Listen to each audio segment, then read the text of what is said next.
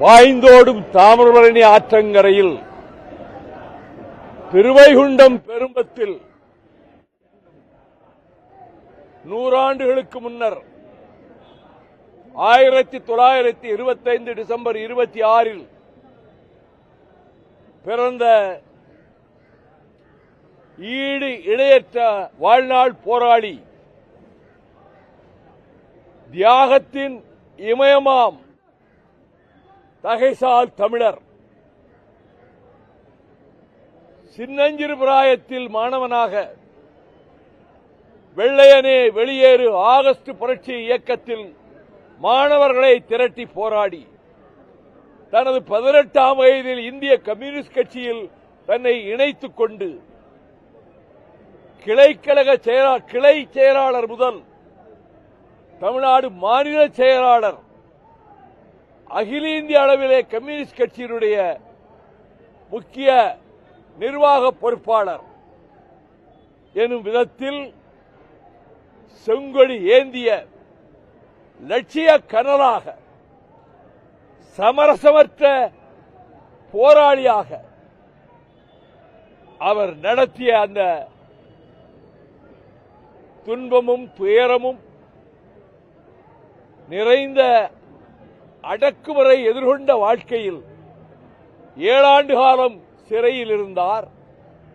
2 ஆண்டு காலம் அவர் தலைமறைவு வாழ்க்கை நடத்திய போது ஒரு கட்டத்தில் காவல்துறையினர் அவரை கண்டுபிடித்து கைது செய்து ஒரு குன்றின் சரிவிலே கொண்டு போய் நிறுத்தி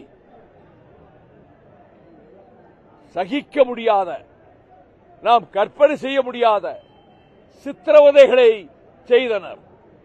அனைத்தையும் தாங்கிக் கொண்டார். அலறவில்லை, கூச்சலிடவில்லை, போதும் என்று சொல்லவில்லை.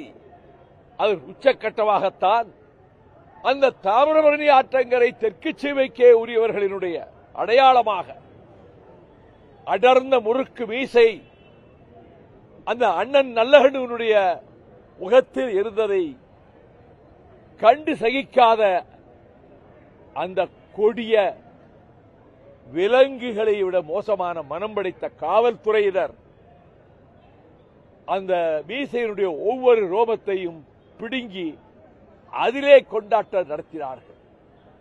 அவர் வாயாலேயே இதனிடத்திலே சொல்லியிருக்கிறார் எப்படி நடந்தது என்று. சிறை வாழ்க்கையை தவ வாழ்க்கையாக ஏற்றுக்கொண்ட அண்ணன் கம்யூனிஸ்ட் கட்சி நடத்திய அனைத்து போராட்டங்களிலும் தொழிலாளர் வர்க்கத்தினுடைய, பாட்டாளி வர்க்கத்தினுடைய உரிமை கொடியை உயர்த்தி நடத்திய அத்தனை போராட்டங்களிலும் பங்கேற்றதோடு அவருக்கு பெண் கொடுத்த மாமனார் அந்த திருநெல்வேலி தூத்துக்குடி சீமையில் நடக்கக்கூடாத சாதிக்கலவரம் உண்டு. அவரது மாமனார் படுகொலை படுத்திருந்த இடத்திலேயே படுகொலை செய்யப்பட்ட போது அங்கு சென்று மாமனாரின் பூத உடலுக்கு பக்கத்தில் போய் நிற்காமல் கம்யூனிஸ்ட் கட்சி அறிவித்திருந்த நெல்லை மாவட்டத்தின் பிரிதொரு பகுதியிலே போராட்டத்திலே போய் கலந்து கொண்டவர். அவர் தலை சிறந்த படிப்பாளி. எந்த நிகழ்ச்சிக்கு கலந்து கொண்டு பேசுவதானாலும் அதற்கான அந்த பொருளுக்கான ஆதாரங்களை எத்தனை நூல்கள் உண்டோ அத்தனையும் படித்து சின்ன சின்ன சின்ன குறிப்புகளாக வைத்துக் கொண்டு அதை பார்த்து பேசாமல் அனைவரையும் திகைக்க வைக்க விதத்திலே அவரது உரை அமையும். சுதந்திர தமிழீழ விடுதலைக்கு தமிழீழ விடுதலை புலிகள் கொடூரமான இனப்படுகொலையை எதிர்கொள்ள நேர்ந்த காலத்தில் 2008 அக்டோபர் 2ஆம் தேதி இந்திய கம்யூனிஸ்ட் கட்சி மிகப்பெரிய உண்ணாநிலை அறப்போர் நடத்தியதில் கலந்து கொண்டது மட்டுமல்ல, அந்த ஈழத்து இனப்படுகொலையை கண்டித்து தமிழ்நாட்டில் பல பகுதிகளில் நடைபெற்ற கண்டன கூட்டங்கள், உண்ணாநிலை போராட்டங்கள் அனைத்திலும் அண்ணன் நல்லகண்ணு கலந்து கொண்டார். அவர் புரட்சியாளர். புரட்சி என்ற சொல்லுக்கு இலக்கணமாகவே வாழ்ந்தவர்.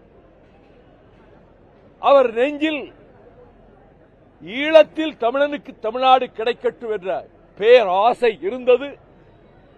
களத்தில் என்ற புலிகள் மீது அவருக்கு பெரிய மரியாதை இருந்தது. அதை நான் பக்கத்தில் இருந்து அறிந்தவன்.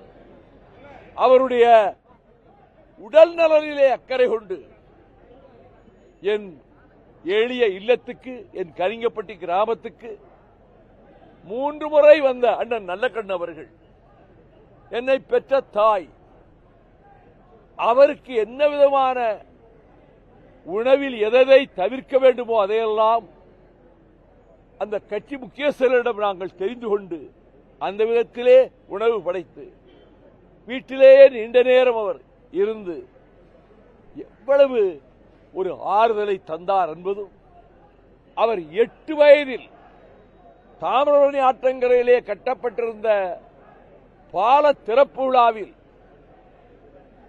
கலெக்டரும் ஜில்லா போர்டு தலைவரும் இருக்கிற அந்த கூட்டத்தில் ஒரு ஓரமாக நிற்பதை அந்த புதுக்குடியில் இருக்கக்கூடிய தேநீர் கடை உரிமையாளர், இந்த போட்டோவிலே இந்த ஓரத்திலே இருக்கிற பையன் யார் தெரியுமா? நம்ம தலைவர் நல்லக்கண்ணு என்று சொன்னார். அந்த புகைப்படத்துக்கு பிரதி எடுத்துக்கொண்டு போய் என் கிராமத்து வீட்டில் வைத்திருக்கிறேன். 8 வயது நல்லகண்ணு அரைக்கால் சட்டை போட்ட மாணவனாக அதிலே நின்று கொண்டிருக்கிறார். அவருக்கு மரணம் இல்லை, நல்லகண்ணுவுக்கு மரணம் இல்லை. நல்லகண்ணு என்கின்ற அந்த மாபெரும் புரட்சியாளனுக்கு, வாழ்நாள் போராளிக்கு அவர் காலத்தை கடந்து வாழ்கிறார். செங்கொடி தூக்கும் தோழர்களுடைய உள்ளங்களிலும் வாழ்கிறார். இந்த இன்ப தமிழ்நாட்டின் வாழ்வாதாரங்களை காப்பதற்கான போராட்டங்களில், ஆற்று மணலை பாதுகாக்கின்ற போராட்டங்களில், சுற்றுச்சூழலை பாதுகாக்கின்ற போராட்டங்களில் அவர் தவறாது பங்கெடுத்துக் கொண்டார். அப்படி முன்னின்று செங்கொடி பட்டாளத்தை வழிநடத்தி செல்வதற்கு அவர் இல்லை என்றாலும் தோழமைக்குரிய செங்கொடி வீரர்கள், இந்திய கம்யூனிஸ்ட் கட்சியுடைய காம்ரேடுகள் ஒவ்வொரு போராட்ட களத்துக்கு போகும்போதும் அதில் முன்னால் நின்று அண்ணன் நல்லகண்ணு வழிநடத்தி செல்கிறார் என்று மானசீகமாக நினைத்து அவரை நெஞ்சிலே நிறுத்தி, அதுவே ஒரு ஊக்கத்தை தரும், உந்துதலை தரும். கம்யூனிஸ்ட் கட்சியினுடைய தலைகாலா செங்கொடிக்கு வீர வணக்கம் செலுத்துகிற தோழர்கள் உள்ளத்தில் மங்காது மறையாது என்றும் ஜொலித்துக் கொண்டிருக்கின்ற பிரகாச ஒளியாக அவர் காலத்தையும் கடந்து வாழ்கிறார் என்பதால் தான் யமன் கூட அவரிடத்திலே போராடித்தான் பார்த்தான். அவரை எளிதிலே வீழ்த்த முடியவில்லை. ஒவ்வொரு போராட்டத்திலும் அவர் மீண்டு இல்லத்துக்கு வந்தார். அந்த ஜீவ மரண போராட்டத்தில் அவர் மறைவதற்கு முதல் நாள் அரசு மருத்துவமனையிலே மருத்துவர்கள் உயர்ந்த சிகிச்சை தந்தார்கள். கண்ணாடி வைக்கப்பட்டிருக்க இடத்துக்குள்ளே சாய்ந்து படுத்திருந்த நம் தகைசால் தமிழருக்கு பக்கத்தில் அவரது புதல்வி நின்று கொண்டிருந்தார்.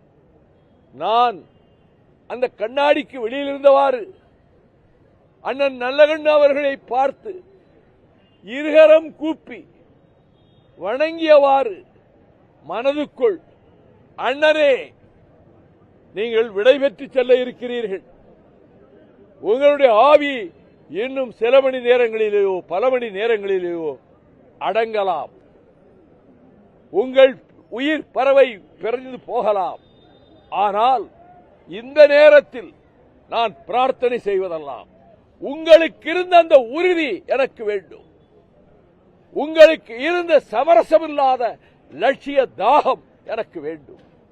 எத்தனை தோல்விகள் வந்தாலும், எத்தனை எதிர்ப்புகள் வந்தாலும், ஏன் இடி சொல் ஏளன சொல் ஒருவேளை என்னை சூழ்ந்தாலும் அதை நெஞ்சுறுதியோடு தாங்கிக் கொள்ளக்கூடிய பலத்தை அண்ணன் எனக்கு தர வேண்டும் என்றுதான் நான் பிரார்த்தனை செய்தேன்.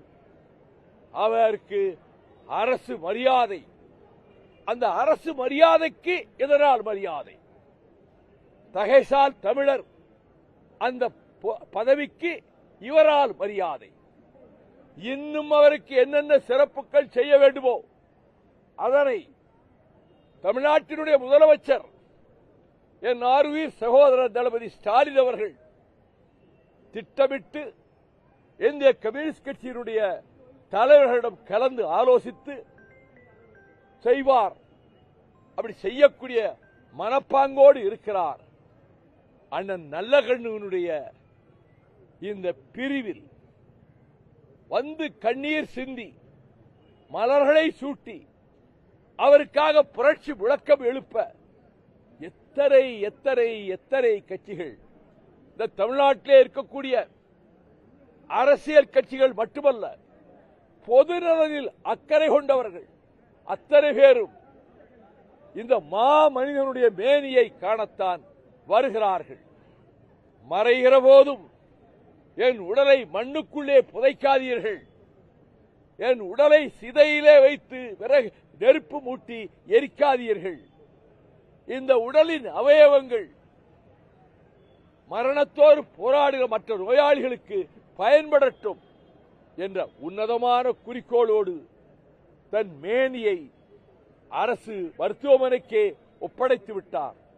மரணத்திலும் கூட தன் புகழ் கொடியை உயர்த்தி விட்டார். மறக்க மாட்டோம்.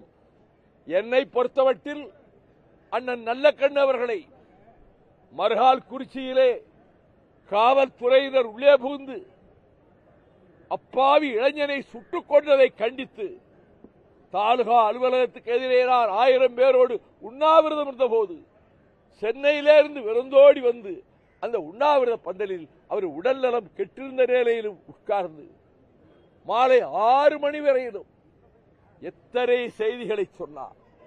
இந்த தென்னாட்டு போர்க்களங்களை சொன்னார். அந்த போராட்ட களங்களின் தலைநாயகர்கள் யார் யார் என்பதை எல்லாம் சொன்னார். எனக்கு தெரியாத செய்திகளை சொன்னார். அவரிடத்திலே இருக்கக்கூடிய 2 புத்தகங்களை இவரிடம் கொடுத்து விட்டார். ஒரு மிகப்பெரிய படிப்பாடி, மிகப்பெரிய லட்சியவாதி, மிகப்பெரிய போராட்ட தலைநாயகன். அரசியலுக்கு இன்றைக்கு யார் வந்தாலும் சரி, இனி யார் வந்தாலும் சரி, அவர்கள் எடுத்துக்காட்டாக வழிகாட்டும் ஞான தந்தையாக மனதிலே கருதி பின்பற்ற வேண்டிய தலைவன் தான் அண்ணன் நல்லகண்ணு அவர்கள். எளிமையின் சிகரம், நேர்மையின் சிகரம், பாட்டாளி வர்க்கத்தினுடைய உரிமைக்கு கொடியேந்தி முழக்கம் இடுவதிலே சிகரம், ஒடுக்கப்பட்டவர்களுக்கு விடியலுக்காக ஏங்கிய உள்ளம், சாதி மறுப்பு போராட்டங்களை முன்னின்று நடத்திய தீரர், அனைத்து பிரச்சனைகளிலும் தமிழக நிலையை காப்பாற்றுவதற்கும் இந்திய உபகண்டத்தினுடைய ஜனநாயகத்தை பாதுகாப்பதற்கும் மதச்சார்பின்மையை நிலைநாட்டுவதற்கும் சாதி பிணக்குகள் அடியோடு அகல்வதற்கும் சமத்துவம் தழைப்பதற்கும் சமூக நீதி மலர்வதற்கும் கம்யூனிஸ்ட் மேனிபெஸ்டோவிலே சொன்னாரே, you have nothing to lose but your chains. அடிமை விலங்குகளை தவிர நீங்கள் எதையும் இழக்கப் போவதில்லை என்பதை ஆழமாக நெஞ்சிலே பதிய வைத்துக் கொண்டு தன் மொத்த வாழ்க்கையையும் லட்சியத்துக்காகவும் ஏற்றுக்கொண்ட இயக்கத்துக்காகவுமே அர்ப்பணித்த ஒழுக்க சீலர், உத்தமர், அம்மாமனிதன், வாழ்நாள் போராளி, எங்கள் நெஞ்சத்தில் அணையாத தீபமாக ஒளி வீசிக்கொண்டே இருப்பார். அவருக்கு மறுமலர்ச்சி திராவிட முன்னேற்ற கழகத்தின் சார்பில் அவரது குடும்பத்தினருக்கு எல்லோரும் புரட்சி, அந்த குடும்பத்தில் எல்லோரும் செங்கொடி வீரர்கள் தான், எல்லோரும் அண்ணன் பாதையில் நடக்கிறவர்கள் தான். அந்த குடும்பத்தினருக்கு, உற்றார் உறவினருக்கு, உறவினர்கள் என்பவர்கள் எல்லாம் கம்யூனிஸ்ட் தோழர்கள் தான். அத்தனை பேருக்கும், இந்திய கம்யூனிஸ்ட் கட்சியினுடைய தலைமை நிர்வாகிகளுக்கும், வீர செங்கொடி ஏந்திடும் காம்ரேடுகளுக்கும் நான் கண்ணீர் அஞ்சலியை வீர வணக்கத்துடன் மறுமலர்ச்சி திராவிட முன்னேற்ற கழகத்தின் சார்பிலே தெரிவித்துக் கொள்கிறேன். நீடு வாழ்க அண்ணன் நல்லகண்ணு அவர்களுடைய கீர்த்தியும் புகழும்.